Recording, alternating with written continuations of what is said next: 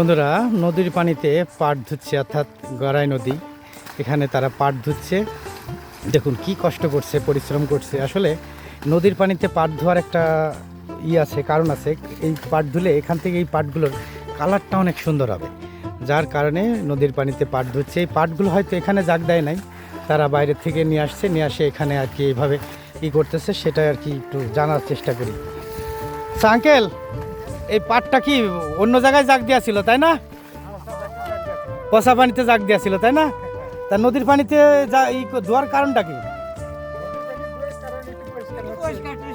একটু পরিষ্কার হয়, তাই না? আচ্ছা আচ্ছা। আসলে পাটের কালার যদি ভালো না হয় তাহলে কিন্তু গৃহস্থ দাম ভালো পাবে না। এই দেখেন, এখান থেকে ধুয়ে এখানে রাখতেছে।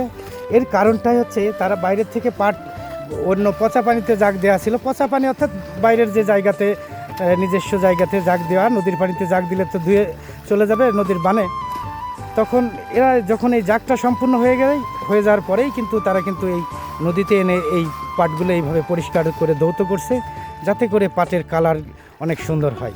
তাই এটাই ছিল মূল বিষয়। আপনাদেরকে একটু দেখালাম যে এইখানে তারা কি করতেছে। এটা হচ্ছে গড়াই নদী, অর্থাৎ এই যে ঘাটটা দেখতে পাচ্ছেন, এই ঘাটটা হচ্ছে এই পাশে কমলাপুর ঘাট, আর ওই পাশটা হচ্ছে ডুমাইন, অর্থাৎ ডুমাইন ঘাটের যে জায়গাটা, সেইখানে এরা এই কাজগুলো করতেছে।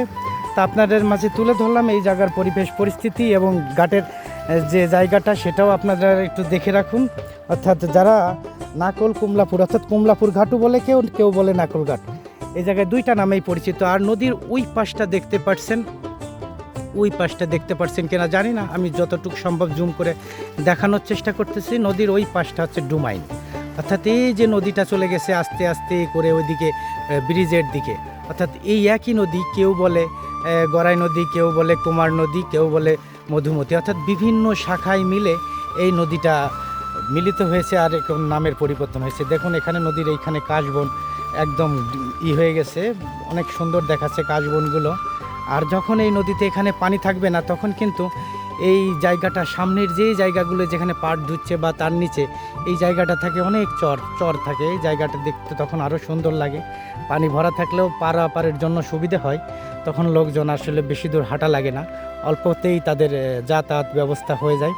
তা কেমন লাগলো ভিডিওটি অবশ্যই কমেন্টে জানাবেন। তো আজকের মতো এখানেই বিদায় নিচ্ছি বন্ধুরা। তা ভালো থাকবেন, সুস্থ থাকবেন, এই বলে শেষ করছি। আল্লাহ হাফেজ।